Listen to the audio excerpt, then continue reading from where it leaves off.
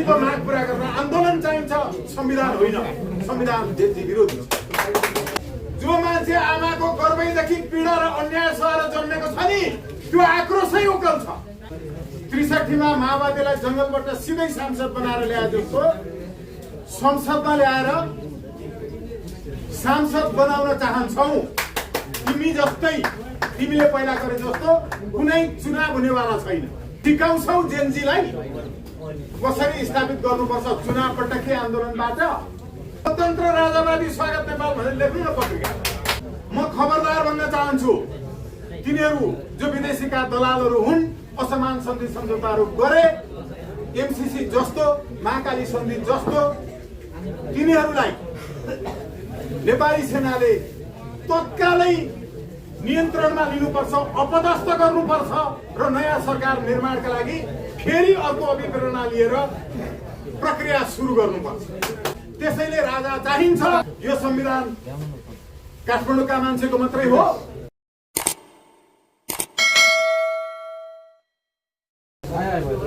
हामी प्रश्न गर्न चाहन्छौँ,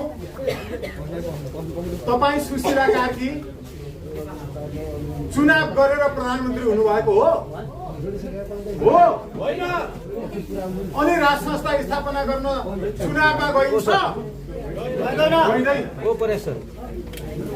चुनाव गरेर जंगलमा भएका ८३ जना माओवादीलाई सांसद बनाएर संसदमा ल्याएको थियो, सिधा ल्याइएको थियो। हामी जेनजी साथीहरूलाई 80% ६३ मा माओवादीलाई जंगलबाट सिधै सांसद बनाएर ल्याए जस्तो संसदमा ल्याएर सांसद बनाउन चाहन्छौ। तिमी जस्तै, तिमीले पहिला गरे जस्तो कुनै चुनाव हुनेवाला छैन। कुनै चुनावबाट ८३ जना माओवादी सांसद बनेर आएका थिएनन्। त्यही मौकामा कांग्रेस एमाले पनि थपेका थिए सांसदहरू। सिकाउँछौ जेनजीलाई कसरी स्थापित गर्नुपर्छ चुनाव पटककै आन्दोलनबाट। आन्दोलनबाट, कुनै चुनावबाट होइन। संसारको सबै परिवर्तन क्रान्तिहरू चुनावबाट हुँदैन, आन्दोलनबाट हुन्छ। अब राज संस्था स्थापना गर्न चाहनेहरू पनि एकताबद्ध किन नभएका, किन राप्रपा पनि फुट्छ जस्तो भइरहेको, किन साई युवा शक्ति पनि 7 गते हुने दुर्गा प्रसादजीहरूले घोषणा गर्नुभएको आन्दोलनमा सँगसँगै नभएको, किन चुनावमै जानुपर्छ भन्ने राप्रपा भित्र पनि धवल शमशेरहरू बेग्लै बेग्लै गुट जस्तो, हाम्रो राजेन्द्र लिङ्गदेनज्यूको बेग्लै बेग्लै गुट जस्तो, केशर बहादुरज्यूहरूको बेग्लै बेग्लै गुट जस्तो किन? अब यसको जवाफ दिन्छ जेनजी युवाहरू जो राज संस्थावादी छन्। यी जेनजी युवाहरू, राज संस्थावादी जेनजी साथीहरू, तपाईँ राजेन्द्र लिङ्गदेनको घरमा छिर्नुहोस्, तपाईँ धवल शमशेरको घरमा छिर्नुहोस्, तपाईँ यो पशुपति खड्कालाई पनि लिएर जानुहोस्, मनोज सापकोटालाई पनि लिएर जानुहोस्, त्यहाँ केशर बहादुर विष्टलाई पनि लिएर जानुहोस्, एकै ठाउँमा घोक्रे ठ्याक बनाएर ल्याउनुहोस्। नत्र तपाईँहरूको पुरानो पुस्ताको राज संस्थावादी नेताहरू, तपाईँको पार्टी पनि खारेज, तपाईँको नेतृत्व पनि खारेज। अब जेनजी युवा जो राज संस्थावादी छ उसले गर्छ। त्यसै गरीबाट जेनजी राज संस्थावादी युवाहरूको संगठन बनिसकेको छ, gen Z alliance for monarchy, gen Z youth in Madhes for monarch. धेरै साथीहरू जो राज संस्थावादी जेनजी साथीहरू हुनुहुन्छ, तपाईँ पुरानो पुस्ताको राजावादी नेतृत्वलाई पनि अब खोलामा बगाइदिनुहुन्छ, नयाँ जेनजी साथीहरूले गर्नुहुन्छ। यसको नेतृत्व अहिले जेनजी साथीहरूको भावना बमोजिम उमेर मात्रै जेनजी भएर हुँदो रहेनछ भनेर नै धेरै उमेरको देउबाजीलाई पनि घोक्रे ठ्याक लगाएको हो, कम उमेरको गगन थापालाई पनि नछोडेको हो जेनजी साथीले। ज्यान केही होइन, उमेर केही होइन। उमेरको गगन थापा पनि योगेश भट्टराईलाई पनि ठोक्नै पर्ने रहेछ भने ठोक्या हो जेनजी साथीले। कम उमेरको भएर मात्रै हुँदैन रहेछ, दिमागमा के छ त्यो हेर्दो रहेछ जेन्जी साथीहरूको समूह छ। यसैले जेन्जी साथीहरूका लागि उमेर महत्त्वपूर्ण कुरा होइन साथीहरू। यही भएको हुनाले आज आन्दोलनको क्रममा सँगसँगै दुर्गा प्रसादजीहरू हुनुहुन्छ। दुर्गा प्रसादजीहरूले राष्ट्र राष्ट्रियता धर्म संस्कृति बचाउ महाअभियानले घोषणा गरेको आन्दोलनमा सबैले दाल चामल इत्यादि के हो नुन भुटुन ठिक पारेर बस्नु होला भन्नुभएको छ। पुगेन भने हामी गर्छौँ, नुन चामल चिनी के उपलब्ध गराउँछौँ पशुपति खड्काजीले भनिसक्नु भएको छ। यो एकता भइसकेको छ। उहाँहरूको एकताबद्ध आन्दोलन हो। सँगसँगै जानुहोस्। सँगसँगै जानु भएन भने जेन्जी साथीहरूले तपाईँहरूलाई ठटाउने छन्। पशुपतिजी सँगै जानुपर्छ, मनोजी सँगै जानुपर्छ। जेन्जी साथीहरू तयार हुनुहुन्छ सबैतिरबाट, स्कुलका कलेजका सँगसँगै। अब यति मात्र होइन, म निवेदन गरौँ कि जेन्जी साथीहरूले किन राज संस्था चाहनु पर्छ।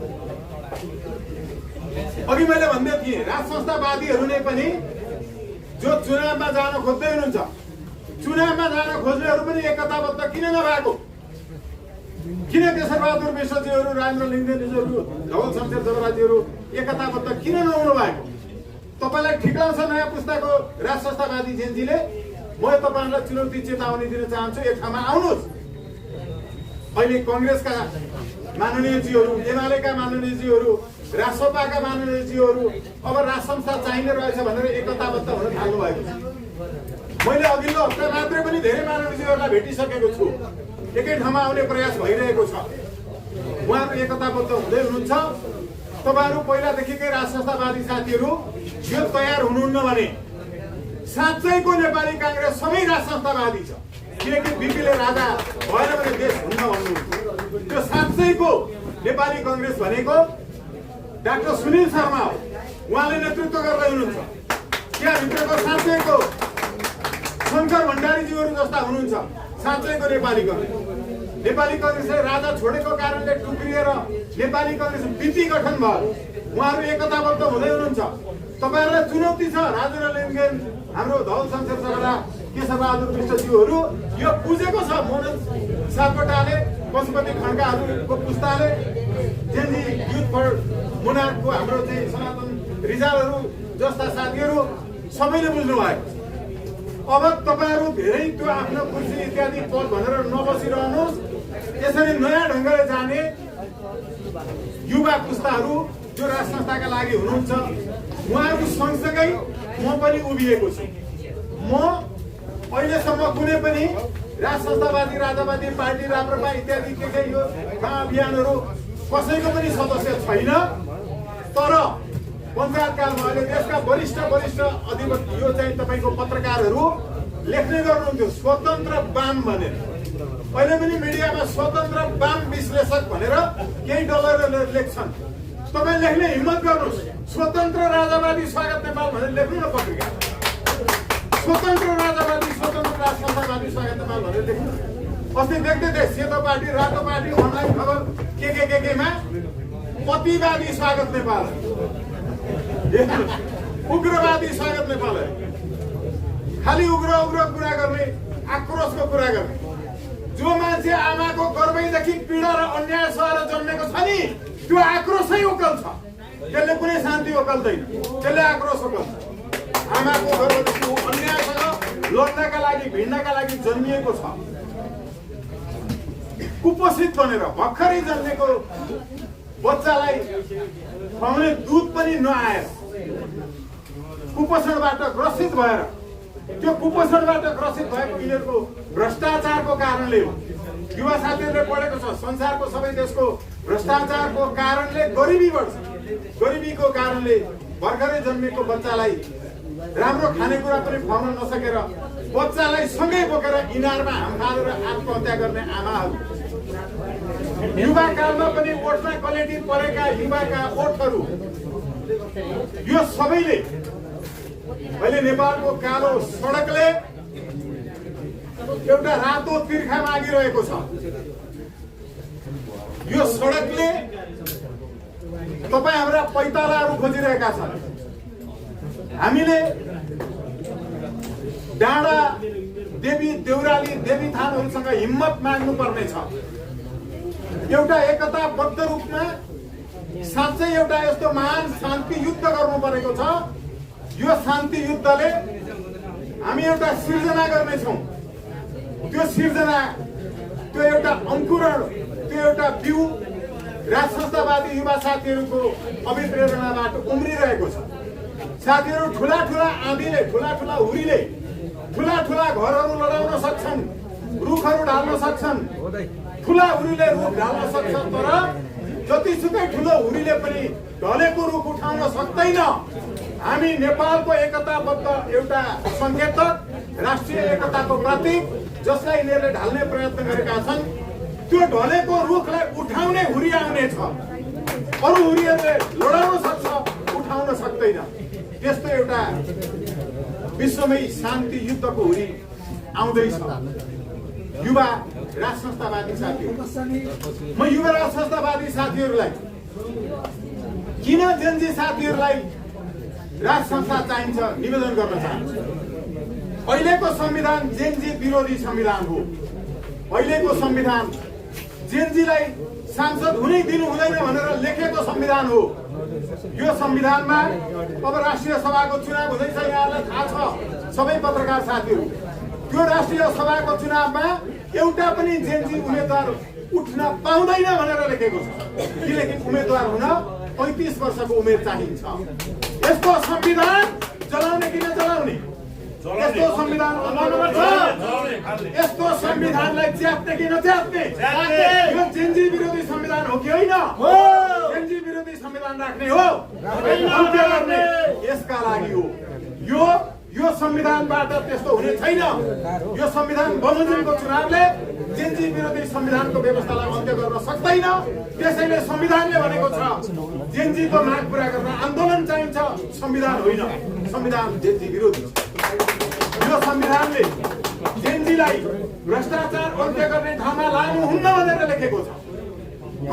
यो करप्टोलोजी भन्छ, भ्रष्टाचारको विज्ञान। भ्रष्टाचारको विज्ञानमा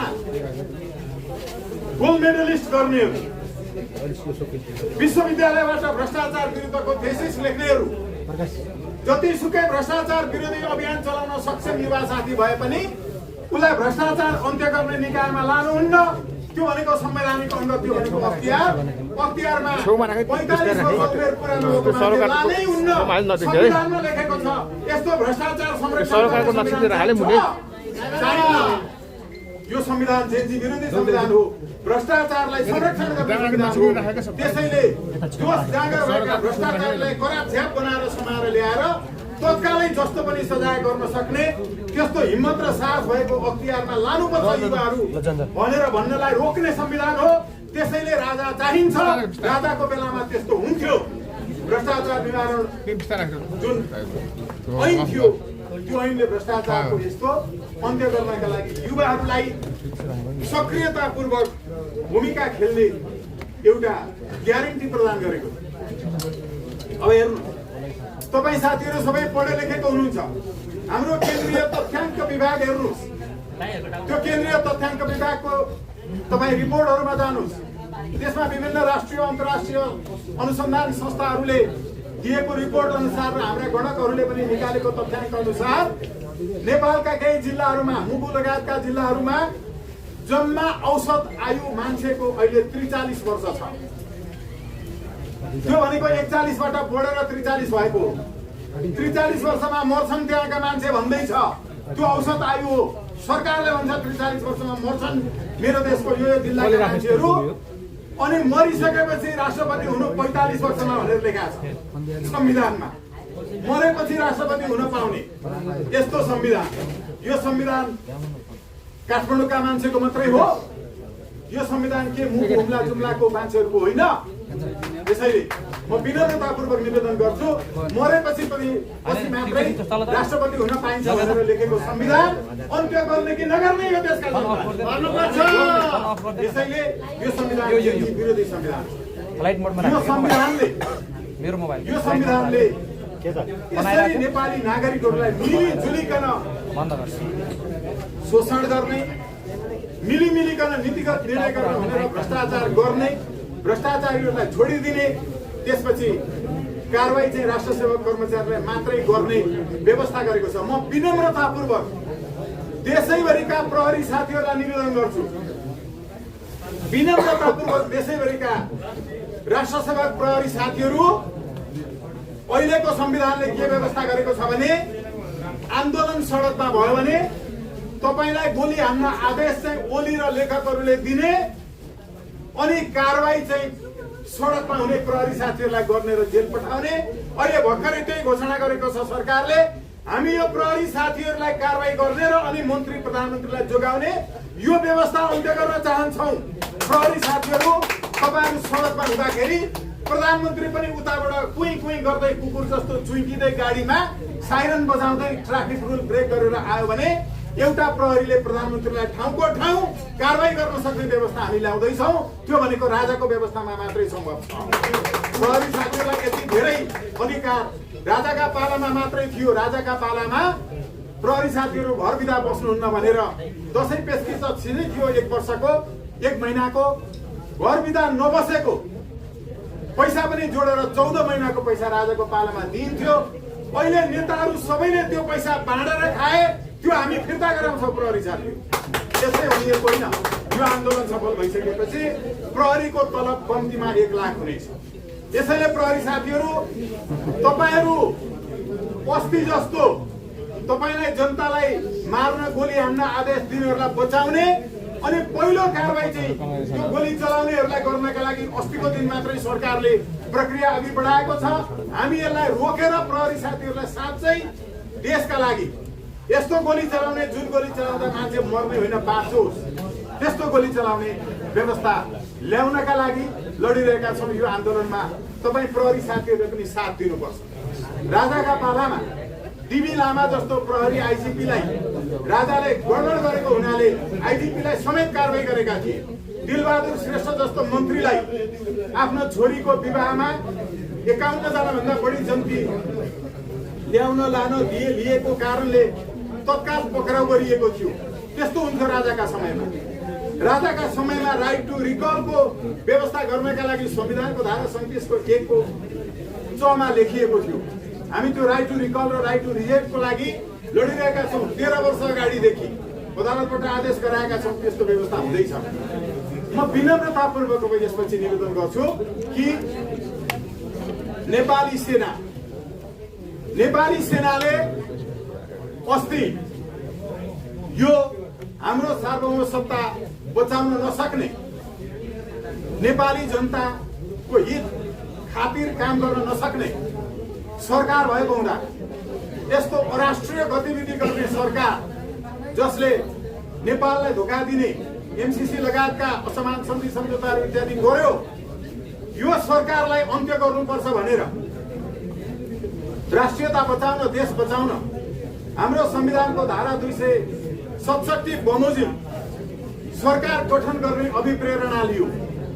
नेपाली सेनाले देश बचाउनका लागि आफैले सरकार गठनका लागि लिएको अभिप्रेरणा, अहिले त्यो नेपाली सेनाले गरेको त्यो कार्यलाई कसैले संविधान विपरीत भनेको मैले सुन्न थालेको छु।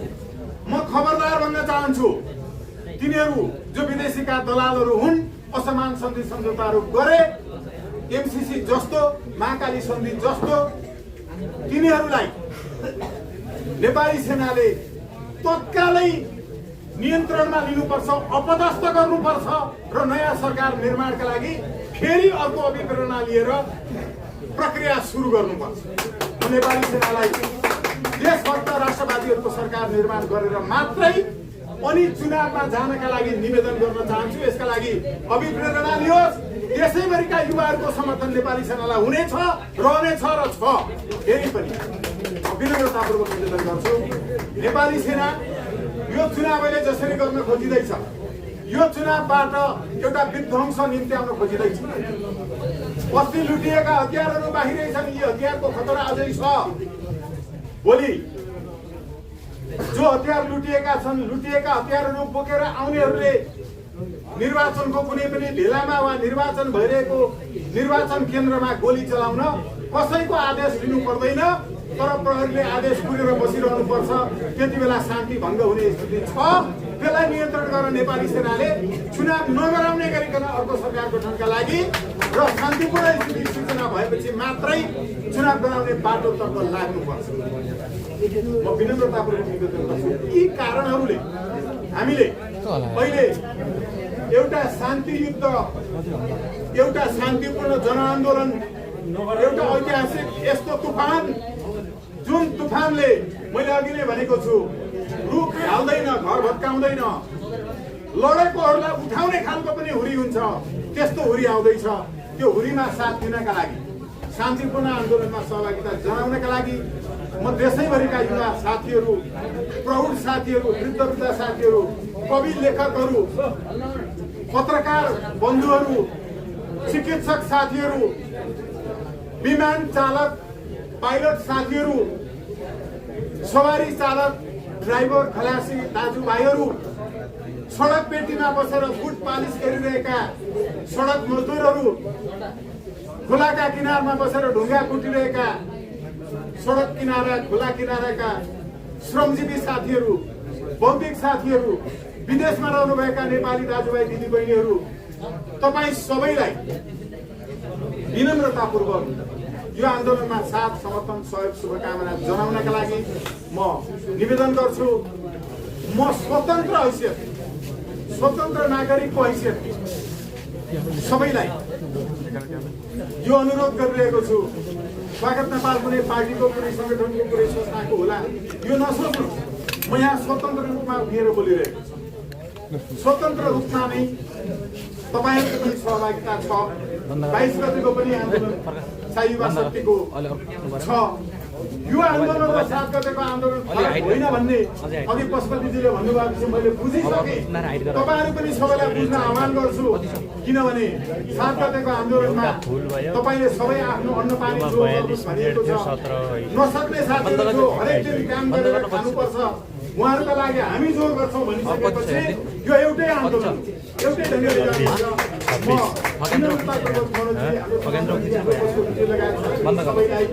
एकचोटि सँगै बसेर यो अगाडि लानेका लागि म निवेदन गर्छु, सबैमा आभार व्यक्त गर्छु, धन्यवाद ज्ञापन गर्छु।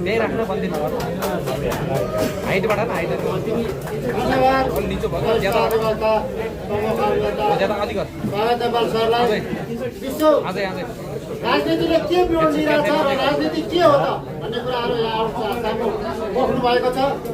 त्यसै भन्दै गर्दाखेरि अहिले हटाउनलाई र उहाँको 2 शब्द राखिन उनीहरूलाई समाजसेवी, राष्ट्रवादी, युवा नेता निरञ्जन थापाज्यूलाई म निमन्त्रणा गर्न चाहन्छु। धन्यवाद। अहिले खसेर यसरी नगरौँ न हो।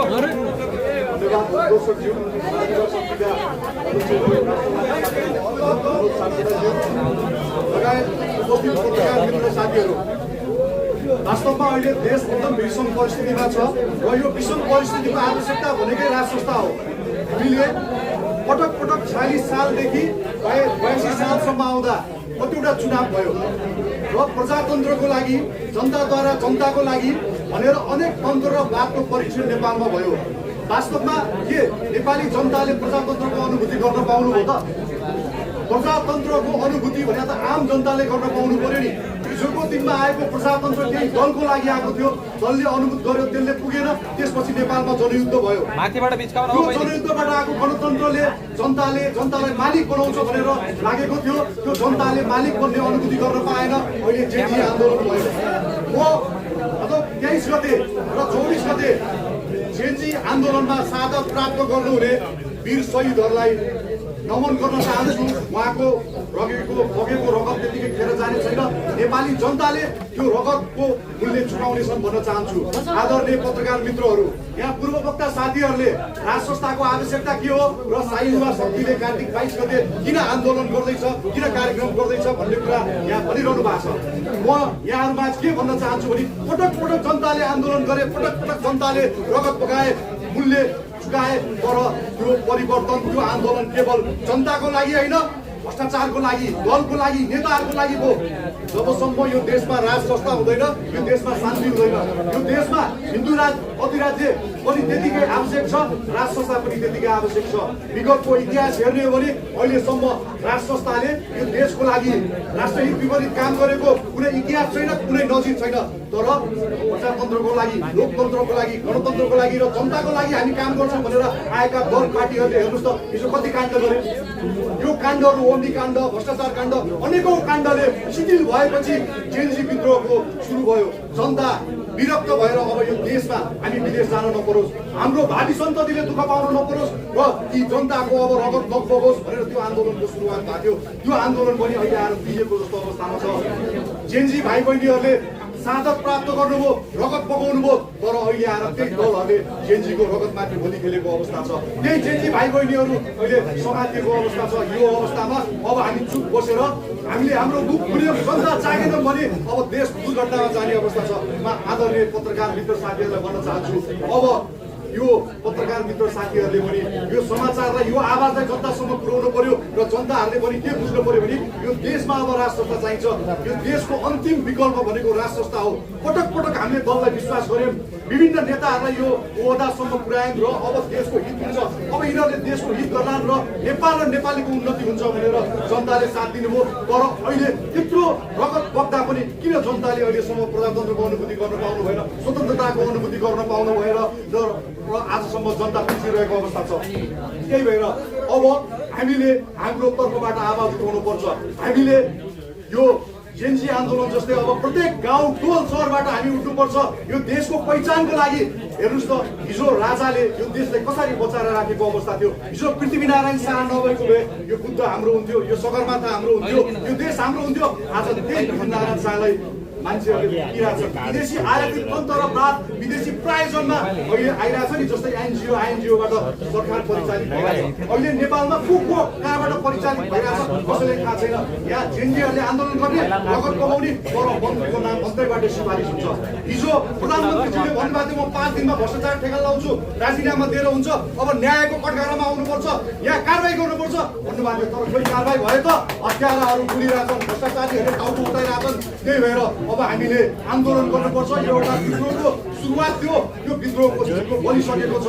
अब योभन्दा ठुलो विद्रोह हुनेवाला छ, जस्तै दुर्गा पूजाहरूको छ, साई युवा शक्तिको छ, त्यस्तै गरी अन्य राजावादी सङ्घ सङ्गठन पनि छन्। अघि पूर्ववक्ता साथीले भनिसक्नुभयो राजावादीहरू किन मिल्न नसकेको। जेएनजी भाइ बहिनीहरूले 24 घण्टामा परिवर्तन गर्न सक्छन् भने राजावादीहरूले त 24 घण्टा पनि लाग्दैन, 12 घण्टामा सबैजना मिल्यो भने यो देशमा परिवर्तन हुन सक्थ्यो। तर राजावादीहरू अहिले एकजुट हुन सकिरहेको अवस्था छैन। यो देशमा राज संस्था अपरिहार्य छ र यो देशमा अब राज संस्था ल्याउन राजावादीहरू एकजुट हुनुपर्छ। कुन चाहिँ चुनावले कतिचोटि चुनाव भयो भने अब यो देशमा राज संस्था आउँछ। म राजावादी साथीहरूलाई प्रश्न गर्न चाहन्छु, हामीले कुन चुनावबाट राजा ल्याउने, हामीले कहिले 2 तिहाई ल्याउने, कहिले यो संविधानलाई चाहिँ हामीले आत्मसात गरेर चाहिँ राजा ल्याउने, कुनै यो संविधानमा चाहिँ राजा ल्याउने प्रक्रिया छ। यसमा के भनिएको छ, 2 तिहाई संविधान आयो भने 2 तिहाई हामीले ल्यायो भने राजा आउँछ। अब 2 तिहाई त कसरी ल्याउने? सब विदेशीको आएर तन्त्र र बादमा लागिरहनु भएको छ, सब विदेशीको प्रायोजनमा लागिरहनु भएको छ। त्यही भएर अब हामीले चाहिँ विद्रोह भन्दा हामीसँग विकल्प छैन, विद्रोह भन्दा बाटो छैन। हामीले आन्दोलन गर्नुपर्छ, जनतालाई जगाउनु पर्छ। हिजो राजा हुँदाखेरिको सुन्दर शान्त नेपाल हामीले फर्काउनु पर्छ। यो देश तपाईँ हामीले मिलेर बनाउने हो। हामीले भनिरहेको के हो भने यो देशमा अभिभावकीय राज संस्था, यो देश चलाउने त जनताले हो। यो देशलाई राजा चाहिएको छ, जनतालाई बल चाहिएको छ, सुशासन चाहिएको छ, विधिको शासन चाहिएको छ। त्यो विधिको शासन बनाउनलाई हामीलाई राज संस्था चाहिएको छ। त्यही भएर म आदरणीय पत्रकार मित्र साथीहरू, यहाँका अगाडि ड्यासमा बसिरहनु भएका साथीहरू र आम जनतालाई के भन्न चाहन्छु भने अब यो देशको आवश्यकता राज संस्था हो। हामीले राज संस्था पुनर्स्थापना गर्नुपर्छ। राज संस्था पुनर्स्थापना भएर सबै दलदेखि जेएनजीदेखि सबै अट्ने एउटा वातावरण बनाएपछि मात्र यो देशमा निकास निक्लिन्छ। कसैलाई निषेध गरेर अब यो देश अघि बढ्नेवाला छैन भन्दै म आफ्नो यी 2 शब्द हिँड्नुगाउँछु र 22 गते कार्तिक 22 गते सबलाई चाँडो खुसीमा आएर आफ्नो एकबद्धता जनाइदिनु र यो आन्दोलनलाई सफल पार्न हार्दिक अनुरोध गर्दछु। धन्यवाद। यही सभाको पत्रकार मित्रहरूलाई कार्यक्रम यहीँ समाप्त भएको छ।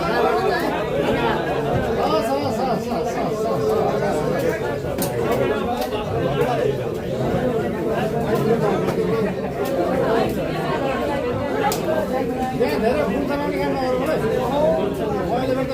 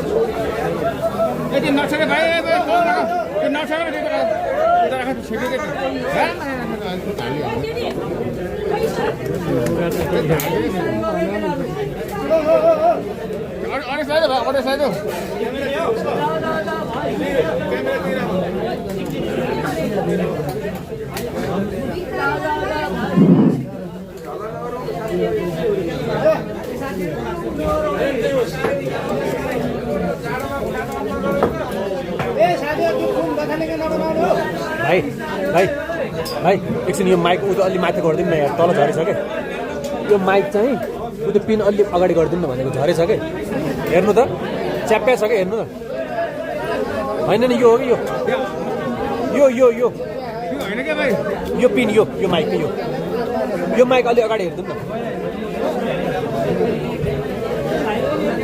अलि अगाडि राखिदिउँ क्या